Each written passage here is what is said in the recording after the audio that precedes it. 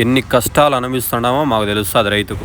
వర్షాలు లేక లేబర్ పనికి పోతున్నాం. ఎందుకంటే మార్నింగ్ లేచి లేబర్ పనికి పోతున్నాం. ఎవరైనా చూస్తే లేబర్ పని కాదని ఒక బ్యాగ్ తగలేసుకొని పనికి పోతాడా. ఎందుకంటే ఊర్లో రైతు పనికి పోతాడంటే తెల్లని ఆఫీస్ పనికని చూడండి. ఎందుకంటే ఇబ్బంది పడుకోకుండా ఎవరికి తెలియకుండా 3వ గంటకి పనికి పోతా అంటే వీడు వచ్చి కామెంటరీ చేస్తాడు నన్ను.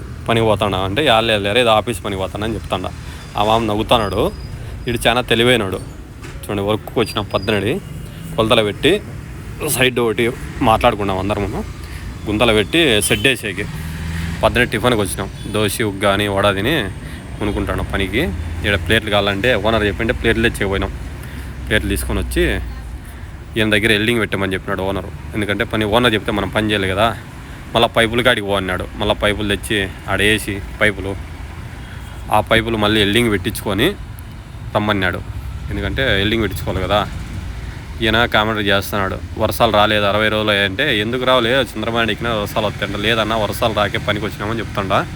ఇక్కడ రేకులు కూడా షెడ్ లోడ్ చేస్తున్నాం.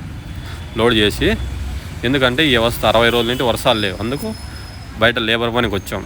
3వ గంటకి తెలియకుండా పనికి వచ్చి పని చేసుకుంటున్నాం. ఎందుకంటే వర్షాలు రాకపోతే రైతుకి అంత ఇబ్బంది అవుతుందంటే అంత ఇబ్బంది అవుతుంది. ఈ సంవత్సరం అంత వర్షాలు అద్దుమానం ఎప్పుడూ లేవు. అందుకు లేబర్ పనికి వచ్చాం.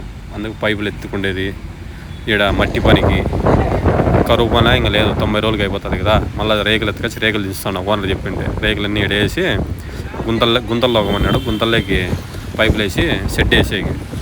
కానీ ఇన్ని కష్టాలు వస్తున్నాయి చూడండి. అంటే వర్షాలు రాకపోతే రైతుకి ఎంత ఇబ్బంది అవుతుంది అంటే అంత ఇబ్బంది అవుతుంది. అన్ని రోజులు వస్తాండి. ఈ నెల ఏమో 60 రోజులు వర్షం అనేది రాలేదు. కానీ పరమాత్మకే తెలుసు వర్షం ఎందుకు రాలేదని.